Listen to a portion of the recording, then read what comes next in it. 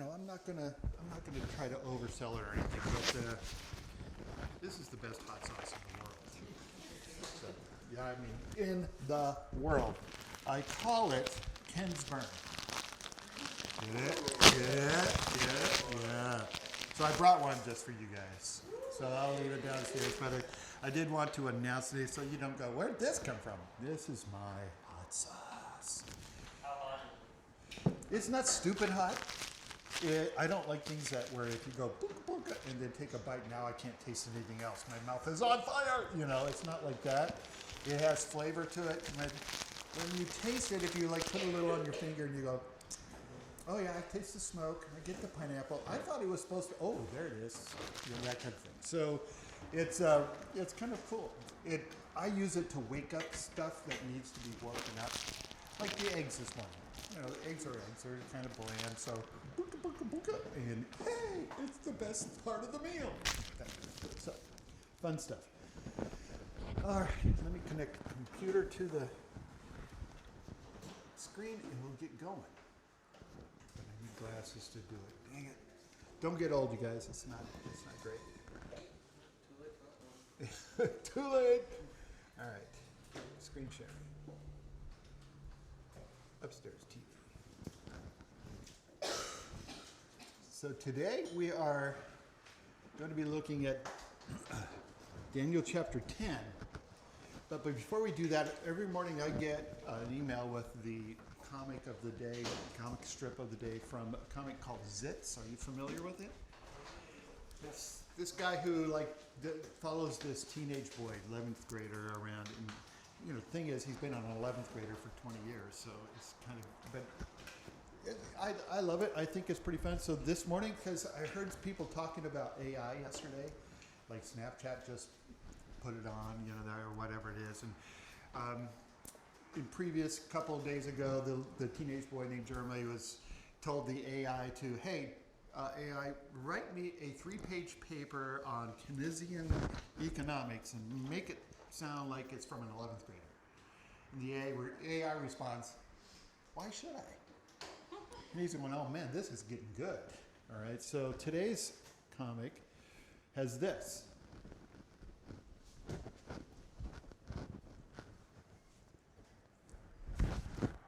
Parents are using it. So I thought it was hilarious. It's like anytime young people get really good at any kind of social media stuff, the parents jump in. And so you have to find something else to get involved with. I thought it was funny. All right, so maybe you aren't. My humor is far more advanced than yours. Okay, swear. All right, so today we're in Daniel chapter 10. Prepare for battle. All right. So 8 weeks ago, I had my hip replaced, as I told you yesterday. And what's that? So you're doing great. I'm hopefully doing good, but man, the last 2 months have been murder because I really wanted to be here and not, lurch around like an old man with a hip replacement. I really wanted to be like normal. And so I was going to physical therapy like twice a week and doing my exercises in between.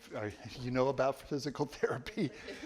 Oh, are you a physical therapist or going to be? I went to physical therapy like twice a week for a few years.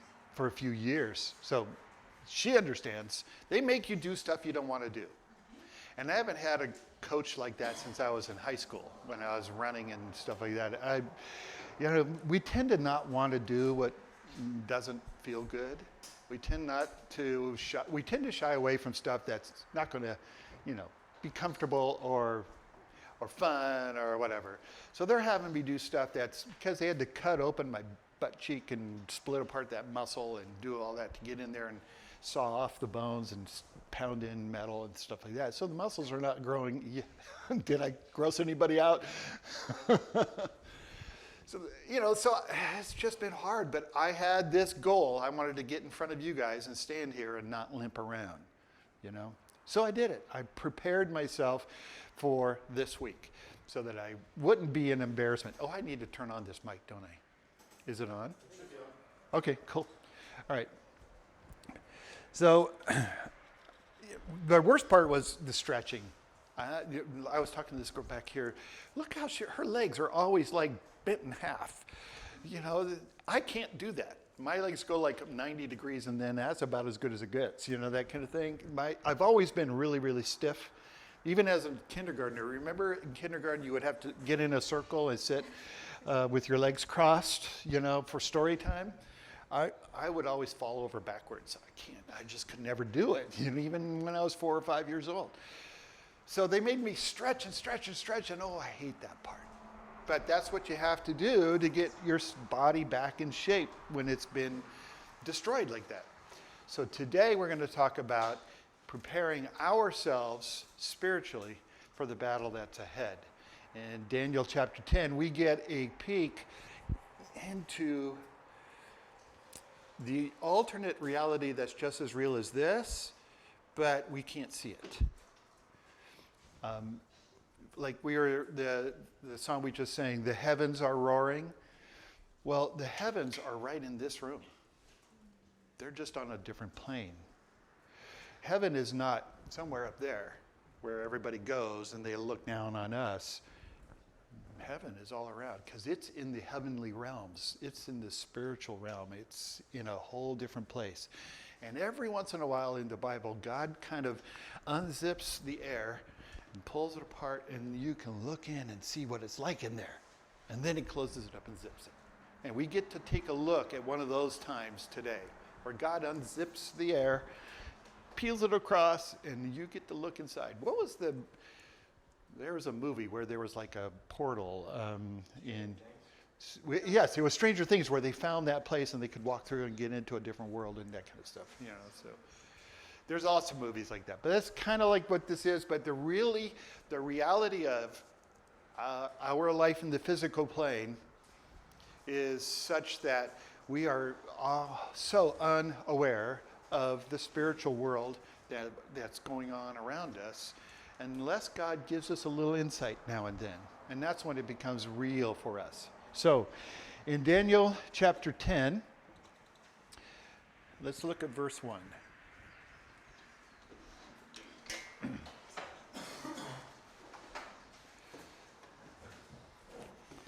All right, I'm getting there, sorry. 7, Daniel 7 did 8, 9, and 10. I need Daniel 10. All right.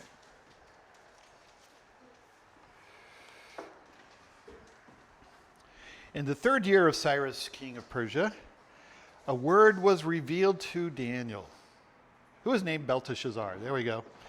And the word was true, and it was a great conflict, or it was about concerning a great conflict.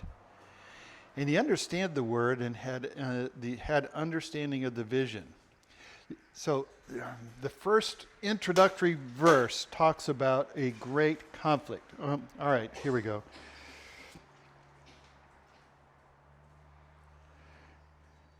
Daniel, all right, I've told you all this stuff.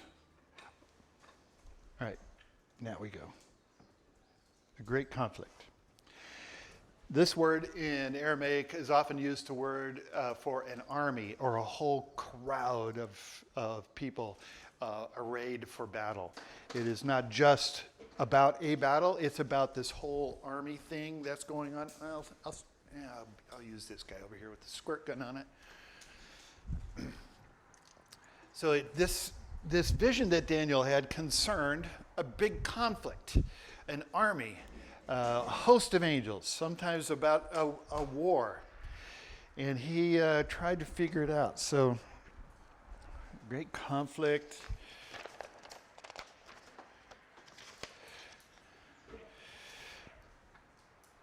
All right, so when this message came, it was in the 3rd year of Cyrus, the first group of Jewish exiles had already returned to Israel.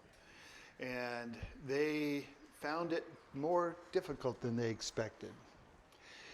They were harassed by neighboring city-states around them. Back then, it was still pretty much city-states were a deal. You know what a city-state is? Okay, a city-state is, for instance,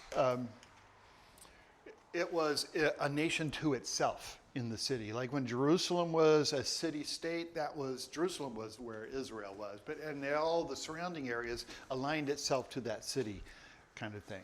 All right, so they went back to Jerusalem, and all the other city-states around them, Nineveh and the people from Egypt and the people from Lebanon and all that, they started like going, oh, no way, these people can't come in. We're going to fight them.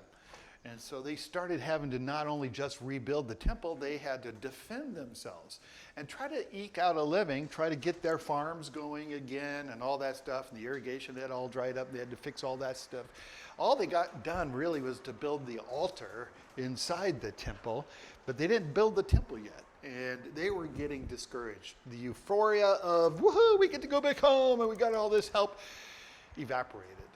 And they were discouraged and wondering, have we made a mistake? So a lot of us Christians have similar experiences. When we first come to Christ, it's like euphoria. Woohoo! I'm a brand new person, and everything is new, and everything is learning, and everything is seeing God in action. And then after a while, we realize, oh man, we're getting harassed from all sides. And it's not as easy as we thought it was. This chapter in God's Word to us is God's Word to us to help maintain faithfulness over the long haul. And that's the goal of this whole experience in chapter 10. And that's the goal of this session, is to encourage you to maintain your faith over the long haul. All right, so Daniel then was really concerned about his countrymen. He was actually in mourning about what the news was that he was getting back from Israel or Judah, and he received a terrifying vision, and so he went into a period of mourning and self-denial. Let's read verses 3 and 4. In those days, Daniel, was mourning for 3 weeks. I ate no delicacies, no meat or wine entered my mouth, nor did I anoint myself at all for the full 3 weeks. He went into a period of going, oh man, things are not good. There's a great conflict over there. So he went back into vegetables and water world. Does that ring a bell? From like 65, 70 years earlier in his life, he went back into that mode. It says he didn't go on a complete fast. It was like, I didn't eat really tasty foods. I just ate plain stuff. I just drank water. I didn't put any lotions on, which in a very dry and arid land like that part of the world, lotions are important. Otherwise, your skin starts cracking off, and you get, cracked lips and everything like that. So he denied himself any niceties and mourned for 3 whole weeks. Oh, I already told you this stuff. And if you don't know the Jewish calendar, but during that period of 3 weeks, Passover happened. And he even mourned through that hugely important Jewish holiday. Daniel's response to his countrymen should be an encouragement to us to identify with the needs of our brothers and sisters around the globe who don't have it as easy as we do. Daniel had it easy there in Babylon, but the people in Jerusalem did not. We have it easy here in Poipu, but the people in Ukraine do not. The people in China do not. You get the idea. There are places around the world where being a Christian is not a happy thing, and yet we need to be as compassionate and responsive to those needs as we are, that we're grateful for the blessings that we have here. 1 Corinthians 12:26, anybody know that off a hand? I think it says, rejoice with those who rejoice and mourn with those who mourn. And then suddenly, he gets a visitor. Now, he's encountered angels before. In fact, he's encountered Gabriel a couple of times, and he's named Gabriel a couple of times as an angel that he's encountered. He will learn pretty soon the name of another angel, but he encounters an angel that he hasn't seen before, I think. And that, so we're going to take a look at angel kind of activity here in a couple minutes. There's a verse in Hebrews that talks about be hospitable, entertain strangers, because in so doing, can you finish it? Some have entertained angels, had angels spend the night without even realizing they were angels. God does use angels in his work in people's lives. I think I encountered an angel one day. I'll tell you the story. I was youth pastor in Arlington, Texas, at a large church there, and we were running a youth ministry that was, for that time, was really aggressive. This was in the early 80s, and we were using every tool at our disposal to reach as many teenagers as we could with the gospel. And that included a weekly event where there was lights and flash pots and rock and roll music and big band and lots of competition and multimedia, slideshow kind of stuff. Now we would do videos, drama deals. I mean, every week was a huge production, and we had in this church of 1,200 or 1,500 people, 300 kids, high schoolers showing up every week. And the parents of the kids who were in the youth group when I arrived, there was like 12 of them, 12 kids when I got there, in a church of 1,200 or 1,500, 12 high school kids. So the parents of those dozen kids didn't like what was going on because their 12 kids weren't getting all the focus. It was like the 285 kids who had come since then and had become Christians or were in the process of becoming Christians and all that. And so they really started politically maneuvering to get me out of there.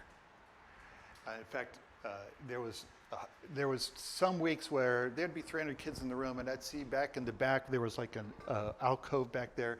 There would be 20 parents sitting back there with their arms folded and just waiting for me to make the wrong move, kind of deal. I called it the Sun City Inquisition. We called it Sun City, S-O-N City. How clever that was, and it was really not good. I was getting anonymous notes in the mail with things in them like, it's better, quoting Matthew, it's better for you to have a millstone tied around your neck and tossed into the ocean than to lead one of these young ones astray, stuff like that. I mean, poison pen letters.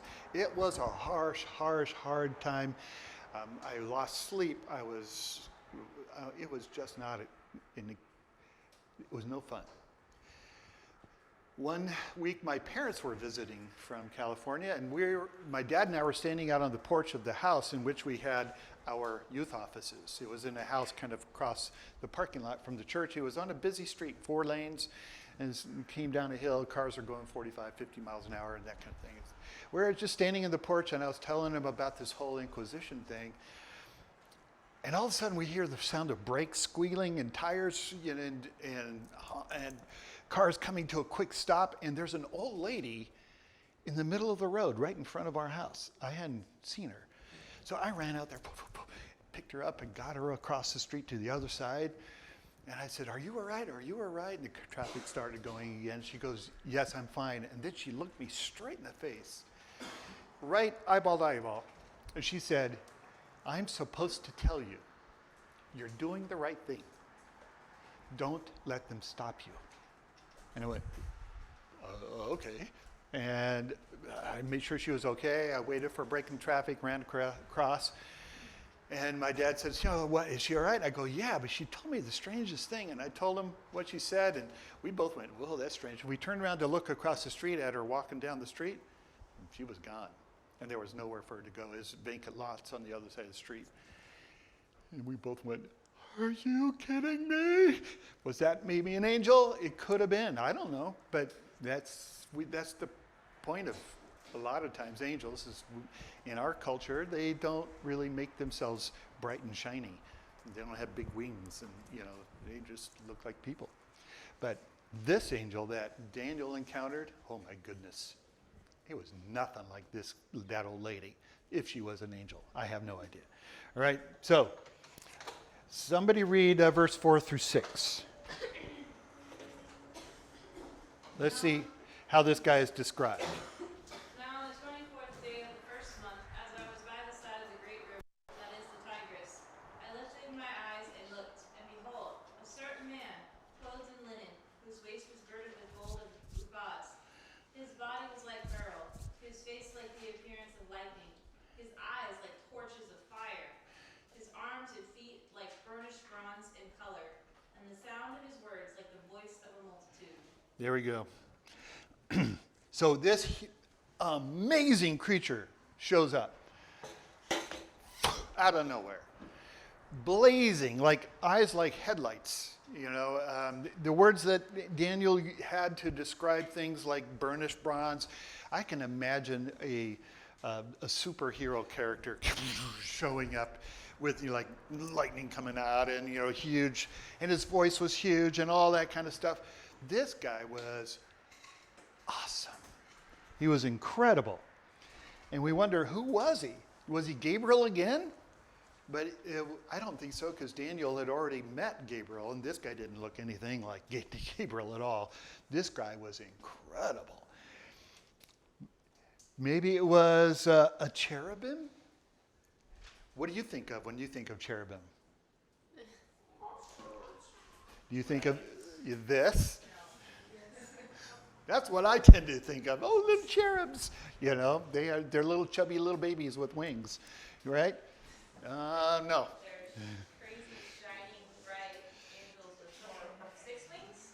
They are, maybe it was a cherubim because Ezekiel describes the cherubim.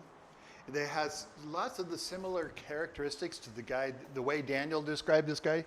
I'm not going to make you look at it, but in Ezekiel 1, he had the form of a man, verse 5. Verse 14, he had the appearance of torches, of flame.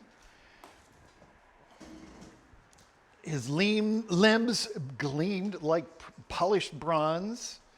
He moved about like flashes of lightning. He produced a mighty sound. Whoever it was. Old Testament descriptions of God and angels are not just for effect.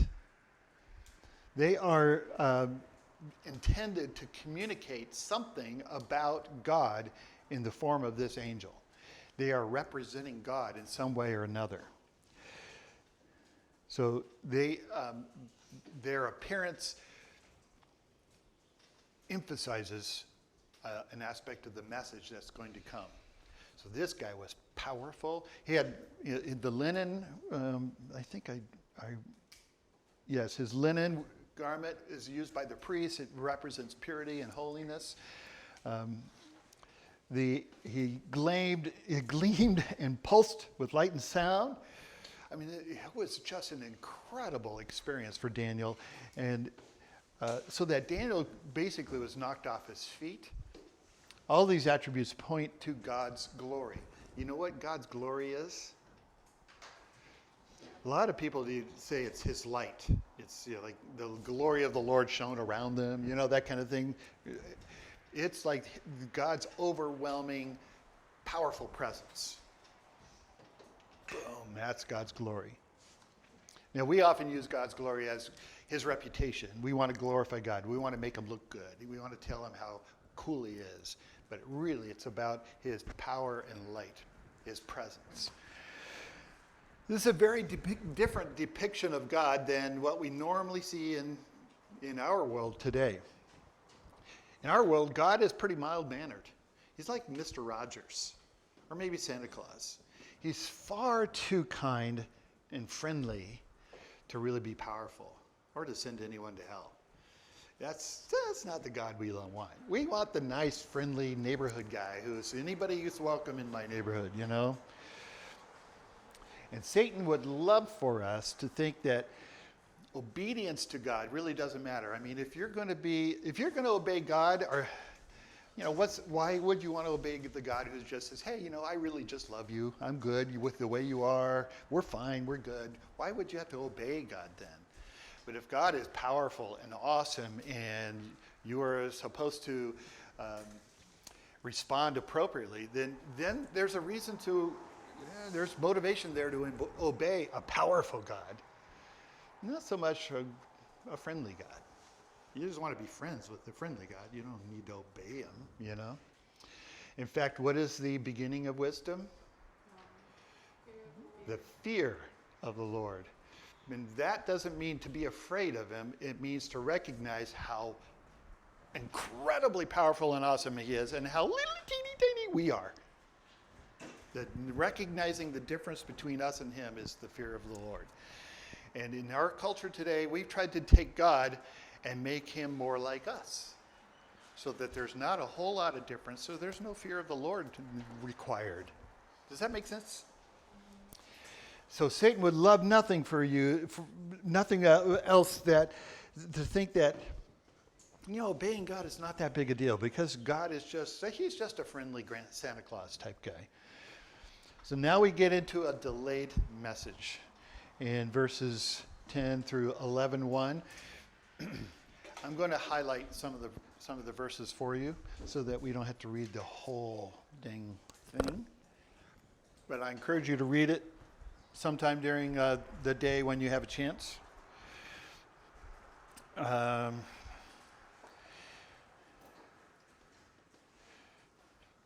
I'm looking at verse 9. Then I heard the sound of his words, and as I heard the sound of his words, I fell on my face in deep sleep with my face to the ground. And behold, a hand touched me and set me trembling on my hands and knees and said to me, O Daniel, here's a key phrase, man greatly loved. Understand the words that I speak to you and stand upright, for now I have been sent to you. And when he had spoken this word, I stood up trembling. Then he said to me, fear not, Daniel. From the first day that you set your heart to understand and humbled yourself before your God, your words have been heard, and I have come because of your words. 3 weeks ago, Daniel started praying, and 3 weeks ago, God sent this incredible angel to go tell Daniel what was going on. But what was the delay? In verse 13, the prince of the kingdom of Persia withstood me 21 days. But Michael, one of the chief princes, came to help me, for I was left there with the kings of Persia, and came to make you understand what is to happen to your people in the latter days. For the vision is for days yet to come. Oh my goodness. Now God has unzipped the air and allowed us to take a peek inside. This guy got resistance from another angel who must have been at least equally as powerful, because it delayed him 3 weeks. The prince of the Persian kingdom, the angel calls him. Now, don't think he's talking about the actual prince, human prince, right? He's got to be talking about another angel, because that angel and he went at it for 3 weeks. Equally powerful, who is opposed to what God is trying to get done. So the prince of the king of Persia, there was an angel in charge of Persia who was working at cross purposes to what God was trying to accomplish in Persia at that time. And his opposition caused the 3-week delay. 3 weeks, this angel and that angel duked it out. Now, we don't know what kind of battle they were in. I don't know how spiritual beings fight, but somehow they were engaged in conflict. I was talking with somebody. Was it Kate? Were you and I talking about these angels? No. It was Tyler? No. Yeah? Nick. Nick. See, my brain is just this big when it comes to names. Um, about how angels fight. And we don't know really. We just know they do fight.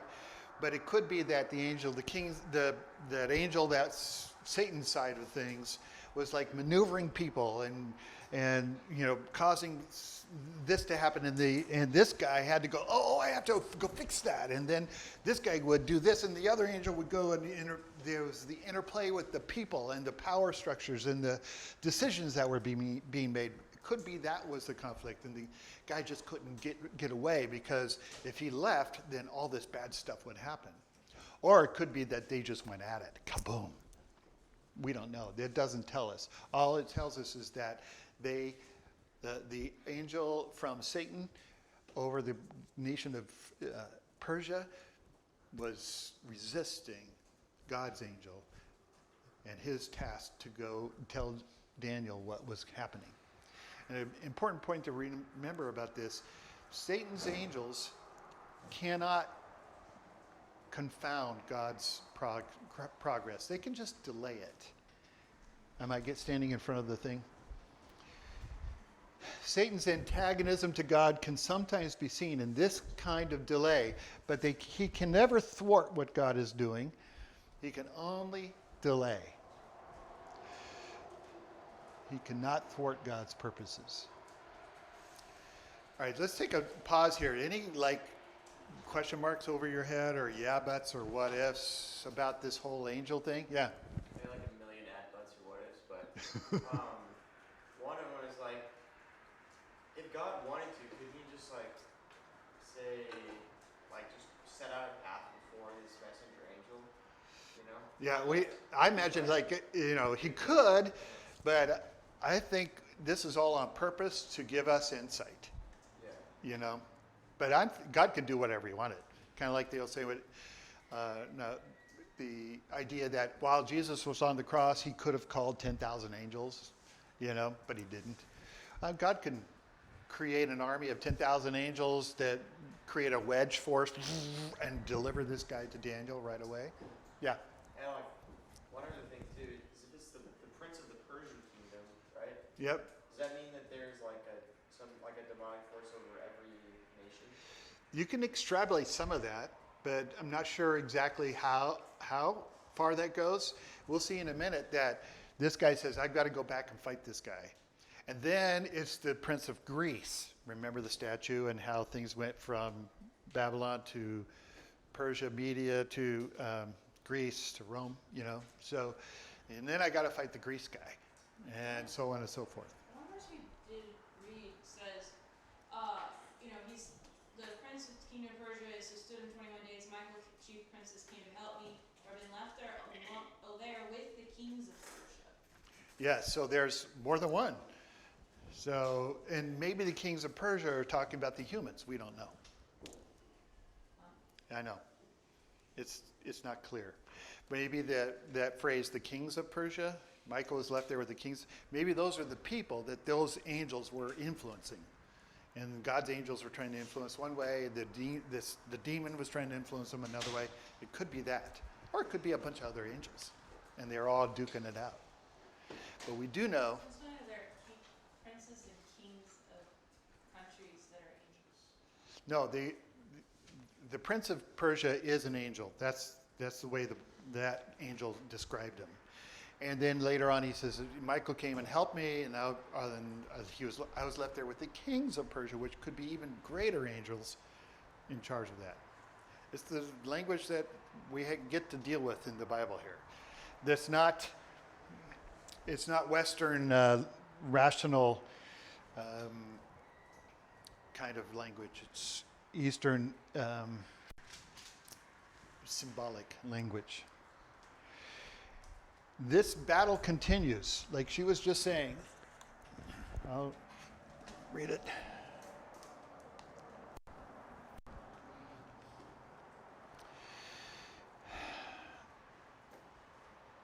Yeah, let's see. Okay.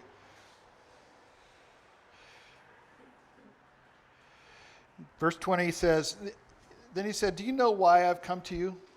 But now I will return to fight against the prince of Persia. And when I go out, behold, the prince of Greece will come. But I will tell you what is inscribed in the book of truth.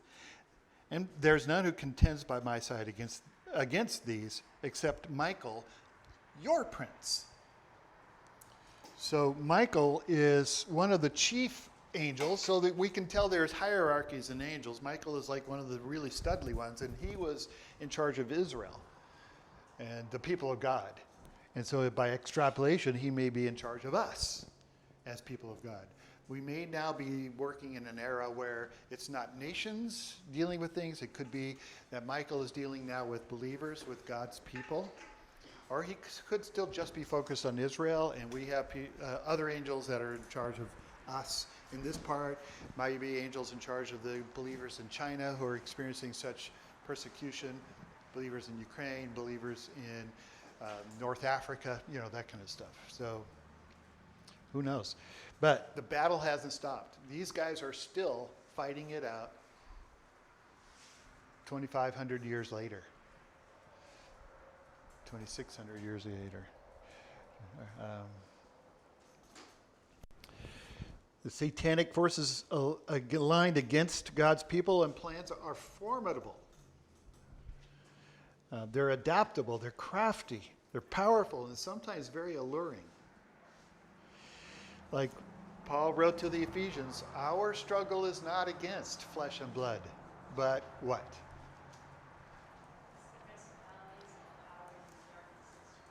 Mm-hmm. And somebody look up Ephesians 6, 12 and 13, I think.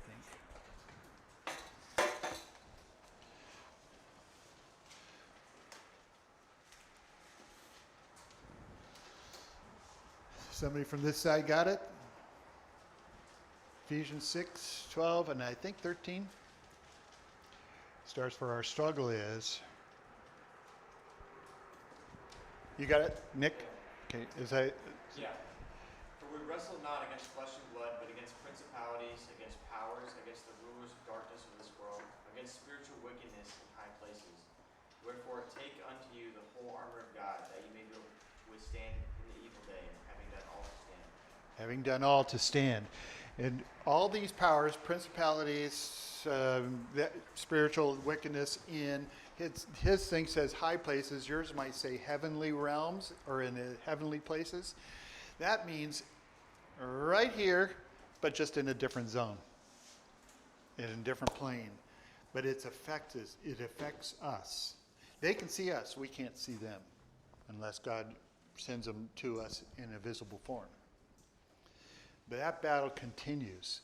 We struggle not against flesh and blood, but against all these spiritual things in the heavenly realms. Ugh. It kind of gives chills up my spine when I think about it. Yeah, question. Yeah. This might be a dumb question, but is there death for angels and demons? I don't know that. I do know, I don't think there is, because I think they're spiritual beings that are created for eternity. So I think when Satan fell and took a third of the angels with him, that's how many that he's got. I don't think they make more angels, But I don't know. That's a good question. Anybody have another one? Yeah. Well, do you think that he could, take more away from God by, not necessarily temptation, but... I bet you there was a period where he was recruiting more, but I think the lines have pretty much been drawn now. I think they're all going to be judged with Satan at the very end. Right. Yep. Their end is certain. But even that is a living death, right? That's right. And I don't want to get this into a whole angelology theology session. I'm just trying to let us take a peek. Look through there. Okay. Because that's all that God gives us here is a peek. But let's talk a little bit about Satan's strategies. Basically, he has two different strategies, overarching strategies. There's all kinds of different schemes and stuff like that, but his strategy there's two of them. One is the demon behind every bush strategy. He tries to make a populace very afraid of him. And this is very, very prevalent in more pagan and undeveloped communities. Does that make sense? It's more prevalent that evil spirits and the causing problems. But it's also somewhat popular in some circles of Christianity.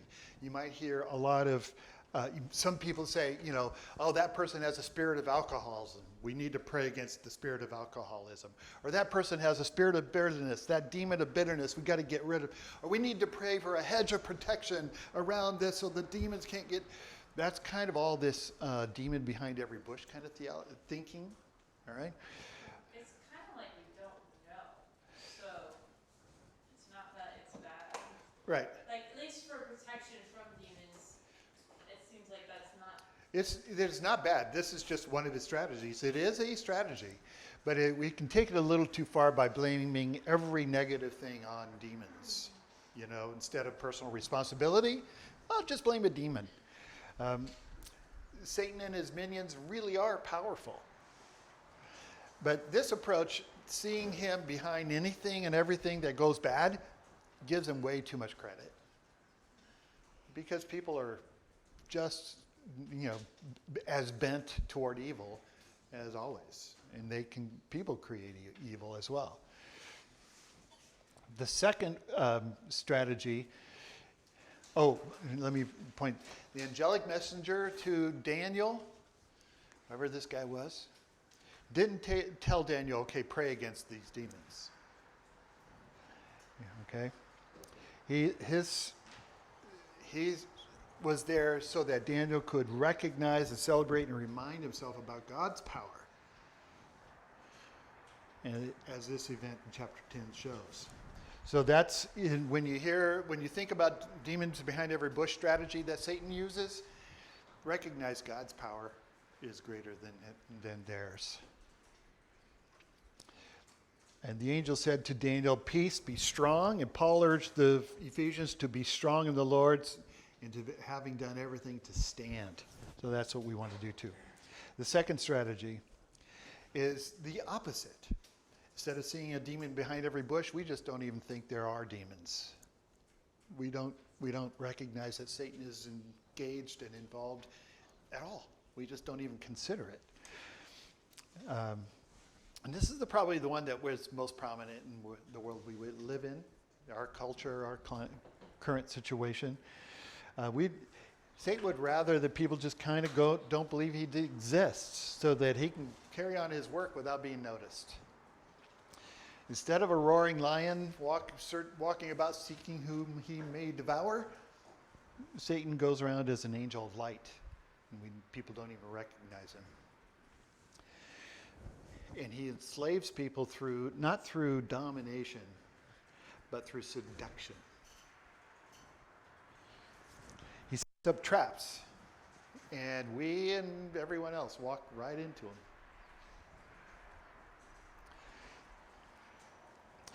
And the answer to this strategy is to see the reality of what Daniel saw in chapter 10. He saw the reality, he learned of the reality of the great conflict in the heavenly realms. That demons and angels, opposing angels, are very real. And he was become aware of the heavenly dimension of the struggle. And remember, we don't fight alone in our struggle. All right, so what? Is this angelic battle something we should know about but can't participate in? Are we helpless bystanders? After all, these beings are way too powerful for us. So what part can we possibly have in this conflict? What do you think? Prayer. That's the correct answer. We are not just to go, oh, that's interesting information to know about. Yeah, interesting. There's angels that are fighting it out even as we speak. The answer is do what Daniel did that triggered this whole thing. He prayed and he exercised self-discipline. which is easier said than done.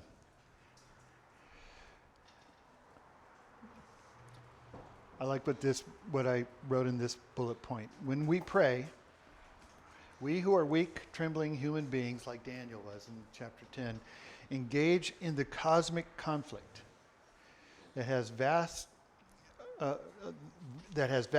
though often underseen, consequences. When we pray, that's how we engage in the conflict. The angel was sent to tell Daniel a message and was opposed. The angel was sent in response to Daniel's prayer. I think God can respond to our prayers too, in similar ways.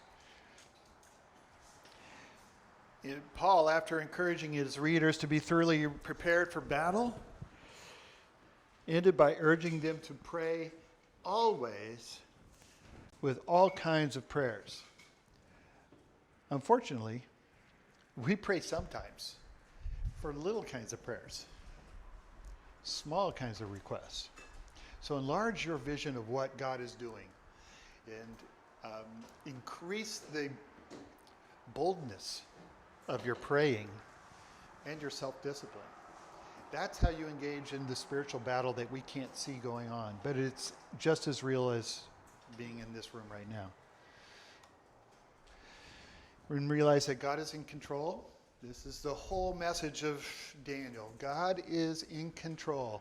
He sets up kings, he puts them down. His kingdom is never ending. He is all powerful, he is all loving, he is almighty. That's the main message of Daniel.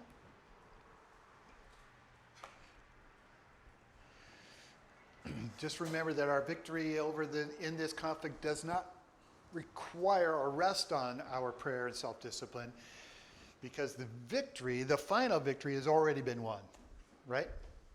How? Jesus on the cross, coming back to life. Holy mackerel. The victory has already been done. It's just the battles are still being fought. So realize we don't have to win the war, but we do have to fight battles. The ultimate victory has already been won for us. As Paul tells us in Romans 8, nothing, neither things above, things below, angels, demons, nothing can separate us from the love of God. We, like Daniel, he says, Daniel, man who is greatly loved, we're just as loved. So you can take some strength and confidence from that. And let's take a break. We'll see you in an hour or so. Thank you. Oh, stop it somewhere.